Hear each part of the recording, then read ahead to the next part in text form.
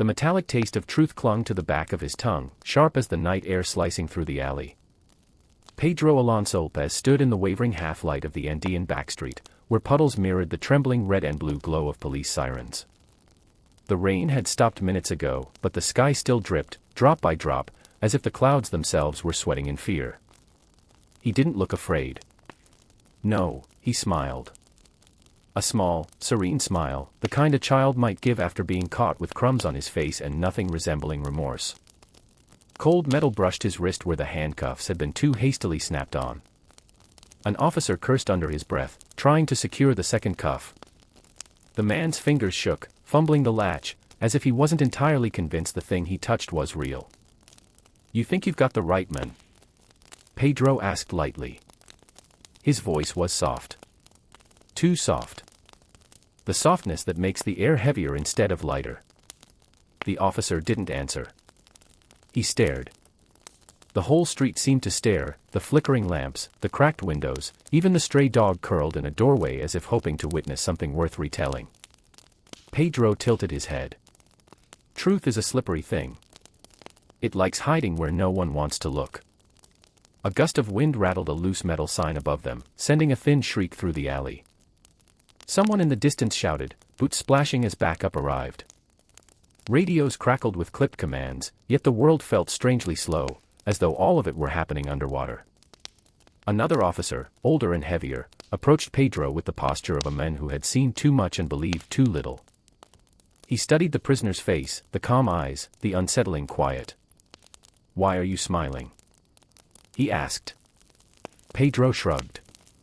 "Because everyone thinks the truth is on their side. But truth has no loyalty. It survives by hiding. Sometimes it hides in people like me." A muscle twitched along the officer's jaw. "You're done hiding tonight." Pedro's grin widened the faintest bit, not mockery, not defiance, something stranger. Acceptance, maybe. Or anticipation. He leaned forward, whispering just loud enough for the officer to hear. "Are you sure?" The officer stiffened.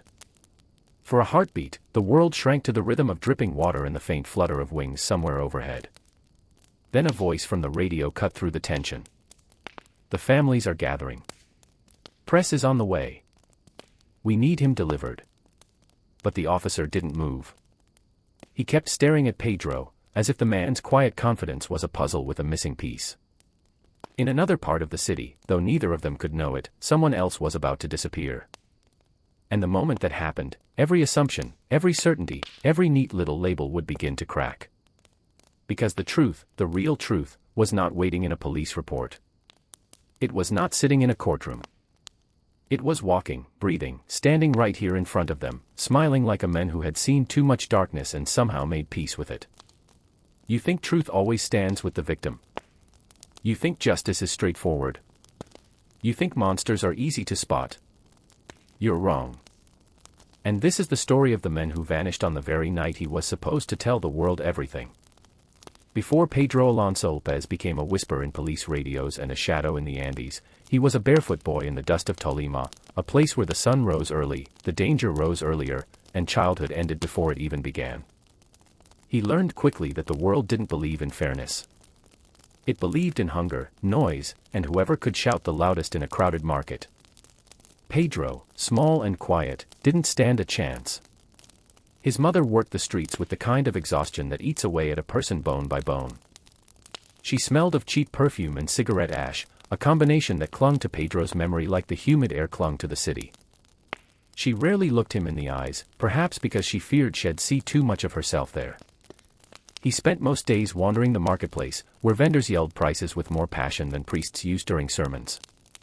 Bright fruits, dusty stalls, stray dogs weaving like ghosts between legs, all of it buzzing with life. But under the surface, behind every shout and every smile, there was something sharp. Something watching. Pedro learned early that being invisible was safer. Invisible children don't get in trouble. Invisible children don't get rescued either. At night, he slept wherever he could, under tarps, behind crates, once even in the hollow of a crumbling church wall. The stone was cold, but it was safer than home. At home, his mother's rage moved like weather. unpredictable, sudden, and destructive. One night, during a fight louder than usual, she threw him out for the final time. The door didn't just close behind him, it slammed shut like a verdict. He didn't beg to come back. He just walked away. The streets of Bogota were chaos wrapped in neon. Strange men lurked in corners. Women with sharp heels and sharper smiles eyed him like a tiny inconvenience. Cars honked not in warning, but in complaint. Pedro drifted through all of it, insignificant and unnoticed. There were others like him, scrap boys, shoeshine kids, small silhouettes darting across plazas. They taught him things. How to steal a loaf of bread without getting caught. How to read a person's footsteps. How to know which adults meant harm just by the way their shadows moved. He soaked in those lessons the way other children soaked in bedtime stories. But the streets were not a school, they were a crucible. And every crucible gives shape to something. One day, after an encounter too dangerous and too dark to retell in full, the kind that leaves a bruise on the mind rather than the body, Pedro understood something unsettling. Life was not interested in protecting him. So he stopped expecting it to. For the first time, he felt the strange, cold seed of detachment take root. Not hatred. Not fear. Just distance. A quiet, creeping numbness, the emotional survival instinct of a child who had lived too long without safety. He learned to watch people, not for connection, but for intent. He learned to read their eyes, not for warmth, but for warning. And he learned that the world only noticed you when you did something it couldn't ignore. Years later, people would call him a monster. Even more would argue that he was born one. But the truth, that inconvenient, slippery thing, is that monsters are not born. They are carved, sculpted by hands that never take responsibility. Pedro was carved by poverty. By violence. By a world too busy to care. And somewhere in the middle of that carving, he stopped being a child and became something else, something quiet, watchful, and terribly patient. He didn't know it yet, but the dust he grew from would one day settle over 3 countries, leaving a trail so wide and so horrifying that no one would believe it at first. But for now, he was just a shadow in a crowd. A boy no one would remember. A boy the world would later wish it had noticed sooner. The first disappearance was so small, so quiet, that it barely made a ripple. In places like Colombia, silence swallowed everything faster than the authorities ever could. It began in the late 1960s, when Pedro drifted across borders the way smoke slips through cracks. By then he had turned from a street boy into a wanderer, thin, calm, with that strange, polite smile that made people uneasy without knowing why. He walked from village to village, earning coins with odd jobs, sometimes selling trinkets, sometimes just disappearing before anyone remembered his name. He had a habit of observing people with unnerving patience. He never interrupted, he never raised his voice. That alone made him suspicious in a world where survival required noise. The first time someone went missing near him, it wasn't even linked to him at all. Not officially. Just gossip at a small mountain market in Colombia. The girl was here in the morning. She should have been back by sundown. No, she was last seen buying candy. From whom? A traveler, thin fellow quiet vendor shrugged and continued stacking fruit. Customers haggled. The world moved on. Children disappeared all the time in poor regions, dragged by conflict, dragged by hunger, dragged by the simple cruelty of life. No one had the luxury to investigate every vanishing shadow. But the rumor stayed. A thin man. A soft-spoken stranger. Eyes too calm. Pedro had already left the village when whispers started, carrying his borrowed bag and a cheap jacket that smelled faintly of diesel and rain. He didn't walk fast. He didn't run. He simply moved forward, slipping into another town as effortlessly as a stray cat crossing a fence. And then, in another place miles away, a second disappearance. Again, no one connected anything. Different province. Different circumstances. Just another family crying into the wind, hoping it carried their prayers somewhere useful. The newspapers didn't bother. The police scribbled reports that ended in phrases like likely abducted or unknown circumstances. No one said the word pattern. Patterns were luxuries reserved for cities with budgets. but some people noticed, even if they didn't want to. A traveling merchant swore he'd seen the same quiet man weeks apart, always near the edge of town, always watching children play.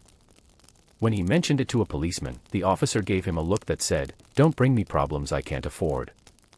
Still, unease has a way of surviving. Even in silence. One woman recalled a gentle stranger offering to fix her cartwheel. She described him as soft-spoken, very polite, almost too polite, like he practiced being harmless. That last detail stuck with her.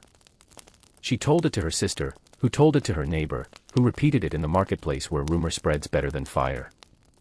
But rumors rarely catch the attention of people who write reports. Pedro moved again, crossing into Ecuador.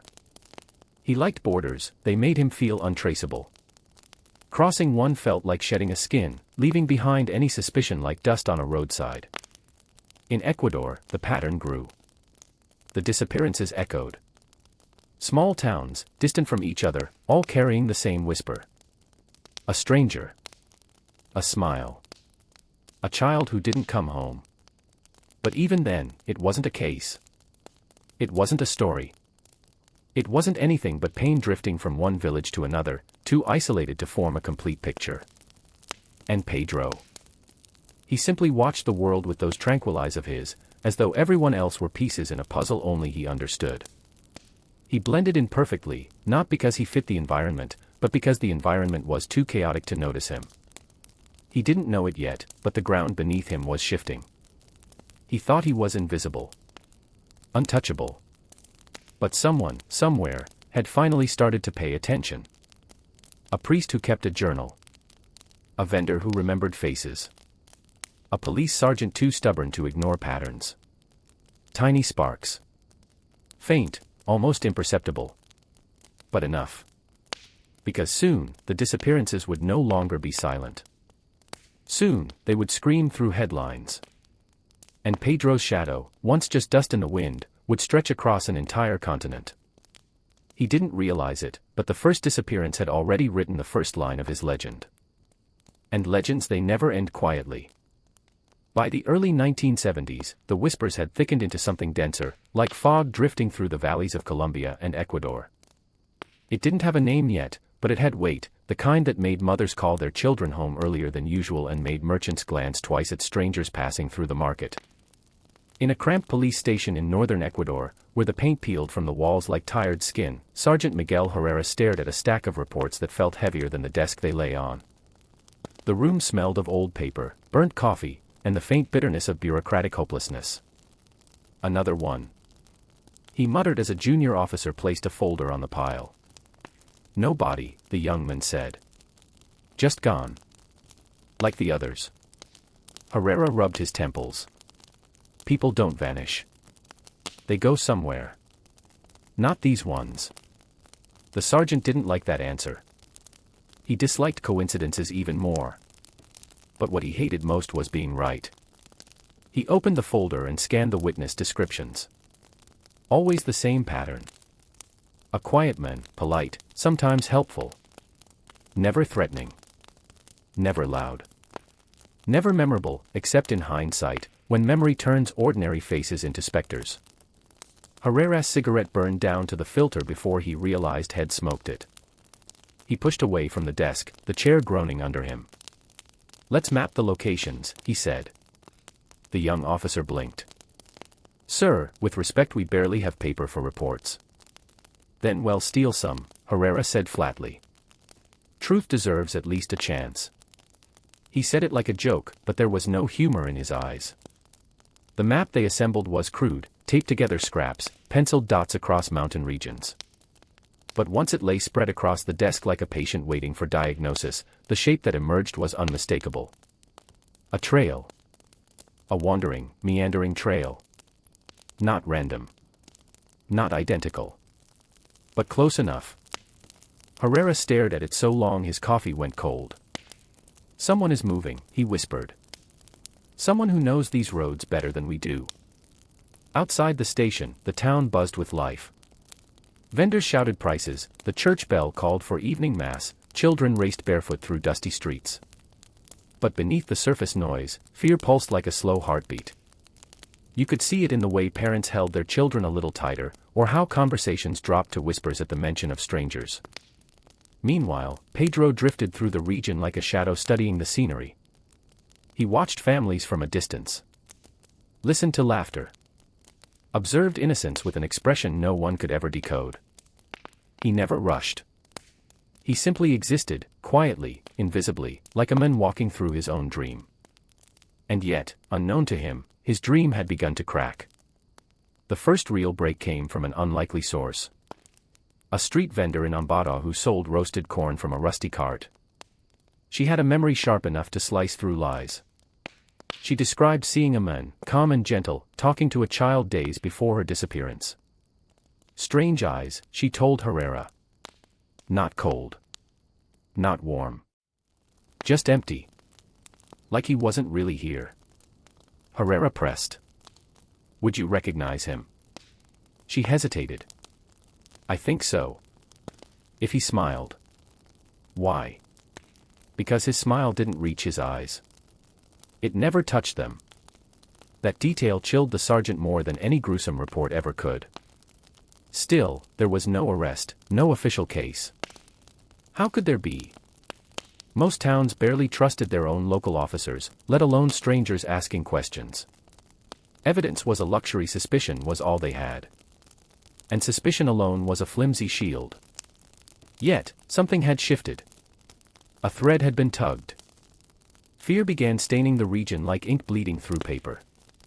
Meanwhile, in another town just across the border, Pedro stood by a riverbank, watching the reflection of moonlight shimmering on the surface. He liked water, its silence, its depth, the way it revealed nothing but showed everything. He dipped his hand in, feeling the cold bite of the current. Behind him, footsteps approached. Sayer. A hesitant voice called. Are you lost? Pedro turned slowly, smiling that soft, practiced smile that made people second-guess their instincts. No, he said. I never get lost. That much, at least, was true. But everyone around him was about to. Because fear had begun writing its own story, and stories have a way of surfacing, even the ones no one wants to read. The ink was spreading. And soon, the world would learn the name behind the shadow. They just didn't know how close they were to it. By the mid-70s, the shadow traveling through Colombia, Ecuador, and Peru finally earned a shape. Not a name yet, names require certainty, but a presence. A rumor.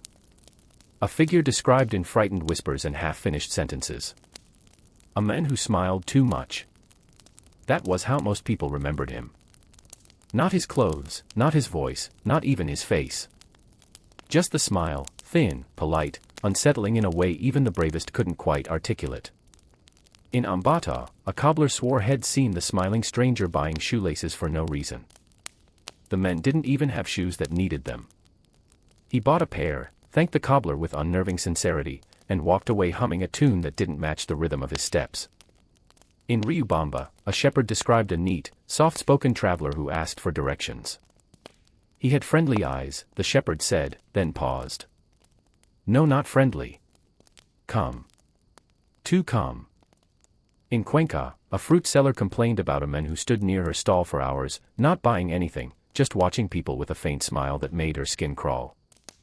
He wasn't threatening, she insisted. He was wrong. It was always the same contradictions. Every witness saw a different man, tall, average, short, fair-skinned or darker, neatly dressed or dusty from the road. But one detail stitched every sighting together like a morbid thread. The smile that looked rehearsed. The politeness that felt unnatural. The quiet that seemed too heavy for one person to carry.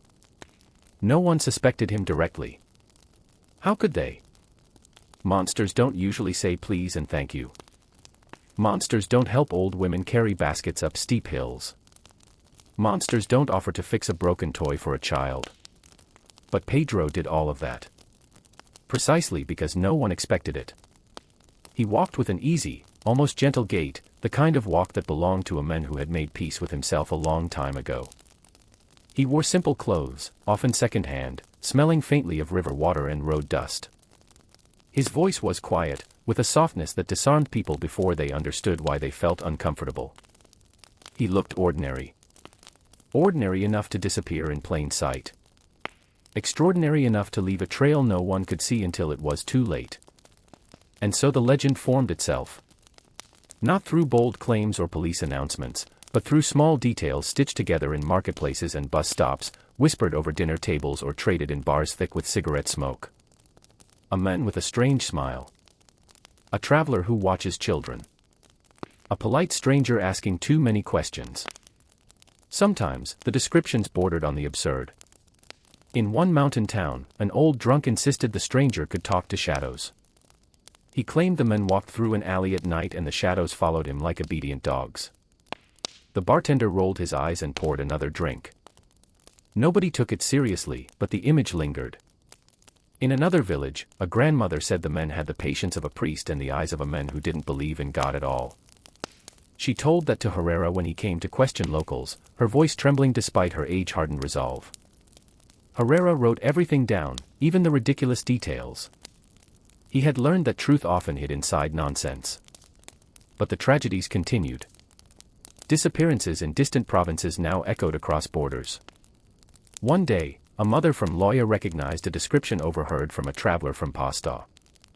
Another day, a merchant from Tulcan realized the men had seen weeks ago matched a warning from a Peruvian newspaper, a small column buried under stories of landslides and political scandals.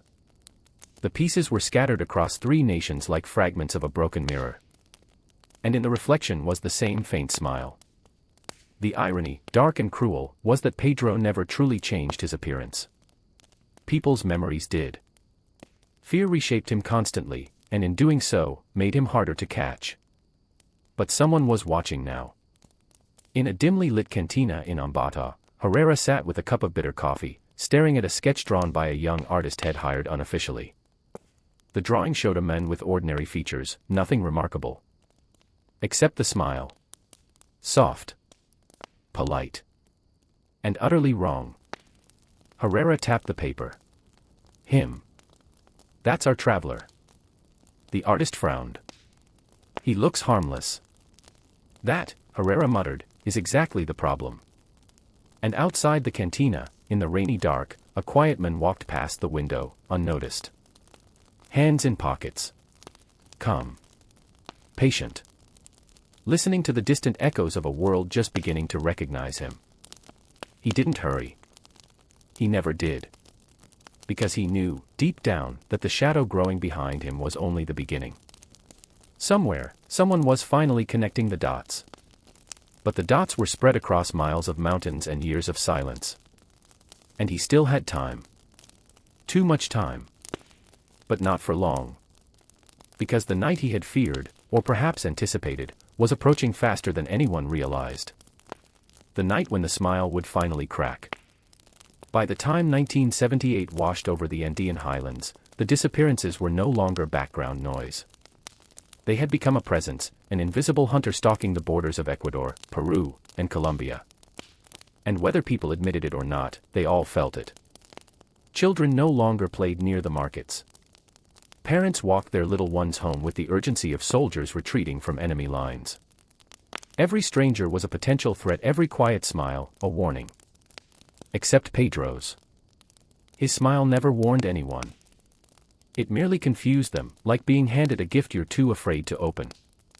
He blended into the fabric of Andean villages like a stain no one noticed until it spread. Thin coat. Faded shirt. A bag slung over his shoulder. A calmness that didn't belong in a place where life itself felt chaotic. He spoke little, asked small questions, and moved on before anyone decided whether they liked or feared him. He was polite, which in these regions was either a sign of good upbringing or very bad intentions. People couldn't decide which one he embodied. But Sergeant Herrera? He had decided. The men he was hunting didn't just wander, he calculated. He chose roads few travelers used and towns where police presence was a formality rather than a force. He slipped through borders without papers, without suspicion, without leaving anything behind except grief buried beneath poverty. Herrera had filled an entire notebook with witness descriptions, all contradicting each other, all pointing at the same ghost. A ghost with a smile. The sergeant's obsession had grown so intensely that even his colleagues whispered about him, the same way villagers whispered about the smiling stranger. "He's losing it," one officer muttered. "He's chasing a rumor," another said. "No," Herrera snapped once, slamming a folder shut, "in chasing a man who thinks he can walk through life without consequence." He didn't add the rest. "And right now, he's winning." Somewhere along a mountain road near Quito, Pedro sat on a fallen tree trunk, repairing the strap of his worn-out bag. The mist rolled through the pine forest, swallowing the world in pale breath. It was quiet, a kind of quiet that held everything and nothing at once. A boy, maybe 8 years old, approached cautiously. "Sayer, are you lost?" Pedro looked up, his smile softening the air between them. "No," he said. "I walk where the road takes me." "That's strange," the boy said boldly. "People don't just walk." Pedro chuckled. It was a gentle sound, the kind that could have belonged to a teacher or a kindly uncle. But it wasn't. "Maybe," he said, "that's why people lose themselves." The boy frowned, trying to understand.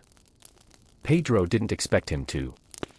Children were curious, trusting, and unbearably fragile in a world that rewarded neither trait. That was the tragic irony: the Andean highlands raised tough men and soft-hearted children. Pedro stood, slinging the patched bag over his shoulder. "Go home," he said quietly. "It's not safe to be out alone." The boy laughed. "Safe? Safe from what?" Pedro hesitated, watching him with that calm, unreadable expression. "From everything." For a brief moment, a flicker so fast that even Pedro barely noticed it, something like regret passed across his face. Not deep regret, not moral turmoil. Just a faint echo of a life that could have been different. Then it vanished. Like everything else. In Ambato, Herrera pinned another photograph to a growing map of disappearances. The pattern was no longer a loose trail, it was a web, spiraling outward, tightening around one wandering man. "We're close," he murmured to himself. Though close was more hope than fact. One officer leaned over the map. "What if he's already gone? Crossed another border?" Herrera's voice was low. "He's not gone. Men like him don't disappear. They linger. They watch. They return to the places no one wants to look." "Why those places?" Herrera exhaled deeply. "Because that's where the world doesn't ask questions." He tapped the center of the map, a small market town known mostly for its festivals and its poverty. "Ambato," he said. "He'll be back. They always return to the same patterns." "And if he does?" Herrera's jaw tightened. "Then we end this." Far from the police station, walking along a dirt road lined with eucalyptus trees, Pedro hummed quietly to himself. It was the same melody he always hummed, something haunting, something without a clear beginning or end. A tune that wandered as aimlessly as he did. Above him, a blackbird cawed once before flying deeper into the forest. A sign. A warning. Pedro never believed in omens. He believed in silence. But something in the air shifted, not a sound, not a movement, just a subtle tremor in the atmosphere, like the world had exhaled after holding its breath too long. The hunter was closing in. The ghost was becoming visible. And Pedro, without knowing it, was walking straight into the moment history would remember. The hunter had a face. The hunted did not. Not yet. But the night that would change everything was already on its way. By the time 1978 washed over the Andean highlands, the disappearances were no longer background noise. They had become a presence, an invisible hunter stalking the borders of Ecuador, Peru, and Colombia. And whether people admitted it or not, they all felt it.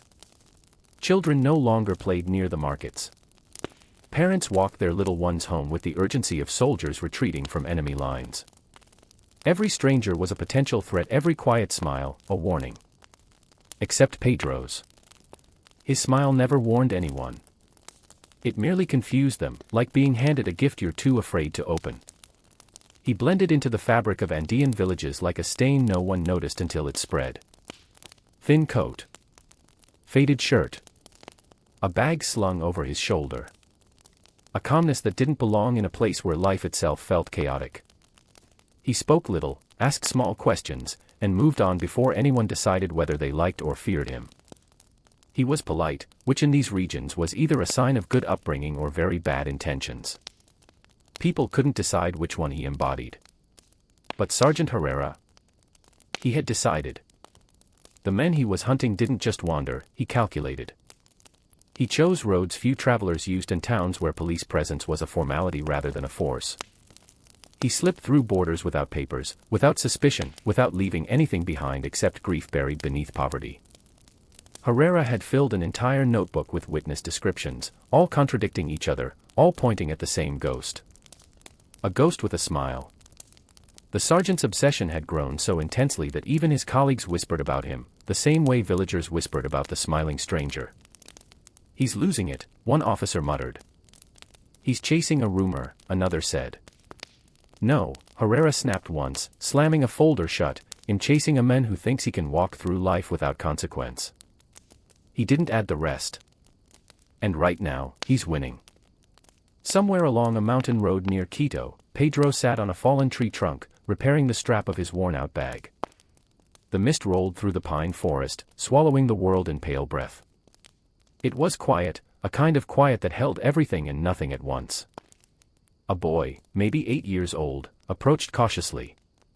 "Sayer, are you lost?" Pedro looked up, his smile softening the air between them.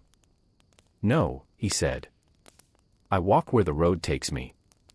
"That's strange," the boy said boldly. "People don't just walk." Pedro chuckled. It was a gentle sound, the kind that could have belonged to a teacher or a kindly uncle. But it wasn't. "Maybe," he said, "that's why people lose themselves." The boy frowned, trying to understand. Pedro didn't expect him to. Children were curious, trusting, and unbearably fragile in a world that rewarded neither trait. That was the tragic irony, the Andean highlands raised tough men and soft-hearted children. Pedro stood, slinging the patched bag over his shoulder.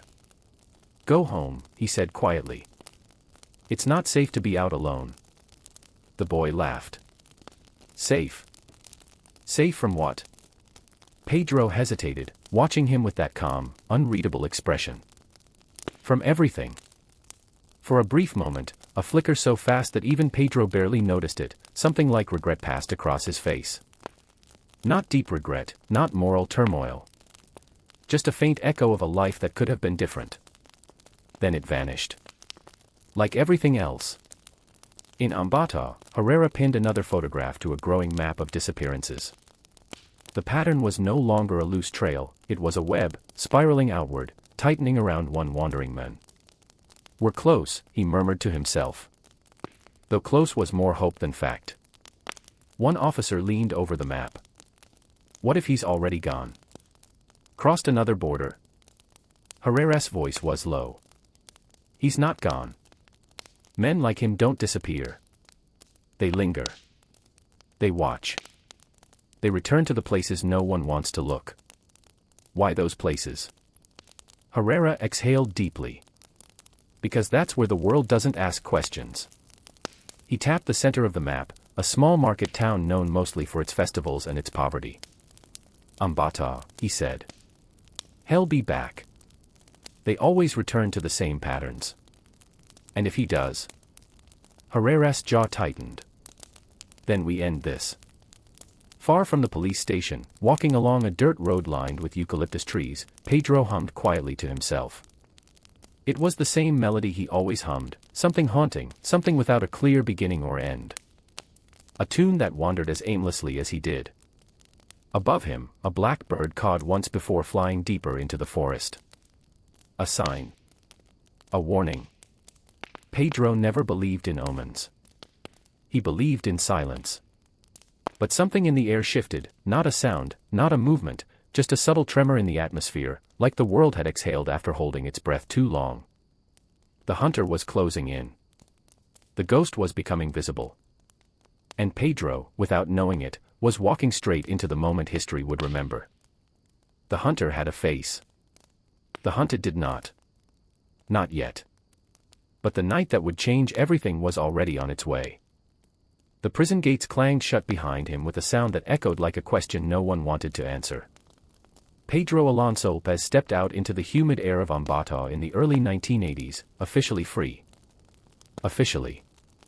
He smelled the city before he saw it. The faint stench of exhaust, frying oil, and wet asphalt. Life continued around him with no pause for justice, no hesitation for morality. The world didn't stop. Why should it? The absurdity struck him first. The same man who had haunted the nightmares of mothers, who had slipped past 3 countries' authorities, was now being handed freedom by bureaucrats who barely glanced at his file. He chuckled quietly, a soft, ironic sound, like a man sharing a private joke with himself. "Paperwork complete," said a clerk, barely looking up. "You're free to go. Nothing else for us." Pedro nodded. Nothing else for them. Nothing else for anyone. Outside, life was unchanged. Children played in alleys. Vendors shouted over the clatter of carts. A dog barked at a passing truck. It all felt too ordinary. Yet, somewhere deep inside, he knew the ripple of his past was already moving, invisible currents tugging at lives, stretching across villages and towns he would never visit again. He walked past the jail, past the officers who had once observed him carefully, noting his calm gait, his measured breath. Some of them wondered aloud whether he would ever change. Some hoped. Most feared. Pedro's smile answered nothing. A few blocks later, in a small CAF, a woman whispered to her friend. "He's free. He's out. The one they never caught." The friend laughed nervously. "What can anyone do? He's gone." Poof. Like a shadow. Pedro heard the words, though no one saw him. He did not hurry. He did not linger. He simply moved through the city like a breeze slipping between buildings. He passed a mother carrying a child, who clutched her tightly, eyes wide and suspicious. Pedro's smile flickered, gentle and polite, as if acknowledging the instinctive fear. The mother shivered, not knowing why, and quickened her pace. The absurdity of the world struck him again, that life, in its ordinary chaos, continued around acts of horror and silence. The law had its limits. The streets had their own rules. Justice, such as it was, had the patience of a stone wall and the attention span of a distracted child. Pedro's freedom was a quiet commentary on human oversight, on society's misplaced trust in borders, paperwork, and bureaucracy. And yet, even with his liberty, the shadow of his past followed him. Invisible, persistent, like ink bleeding under the surface. He knew mothers would whisper, teachers would warn, and somewhere, Herrera would still be mapping his movements, tracing patterns across provinces, dreaming of closure that might never come. Pedro disappeared into the early night, slipping through streets bathed in dim lamplight. A soft smile hovered on his lips, acknowledging the irony. The world that feared him, tracked him, named him, could not hold him. Freedom was a strange thing. A piece of paper. A signature. A door swung open. But the weight of truth, and the darkness he carried, was never lifted. And somewhere in Ambato, a mother remembered her missing daughter and wondered if justice had ever truly existed. Pedro Alonso López walked on. Calm. Patient. Invisible. And the world moved, as it always did, entirely unaware of the ripple left behind. By the late 1980s, Pedro Alonso López had become more myth than man in the eyes of the public. Newspapers printed headlines with trembling fingers, police officers whispered his name in hallways, and mothers still tucked their children in tighter, fearing the quiet that moved unseen. Yet the law, ever inconsistent, did not hold him forever. After serving time in Ecuador, Pedro was extradited back to Colombia for questioning. His notoriety preceded him, a shadow walking across borders, carrying the weight of 1,000 unspoken tragedies. The authorities processed him with weary bureaucracy, indifferent to the panic that lingered in small towns. Judges reviewed files that read like a litany of whispers. Missing children, odd sightings, untraceable patterns. And then, after months of hearings and conditional releases, he disappeared again. Not into the shadows, into a world that refused to care, a world where bureaucracy and chaos collided. It was a night painted in the familiar tones of fog and damp concrete. Street lamps flickered, casting uneven pools of light along narrow, uneven alleys. Pedro walked calmly, deliberately, like a man who knew the city better than anyone else. In one alley, a stray dog barked and then froze, ears perked.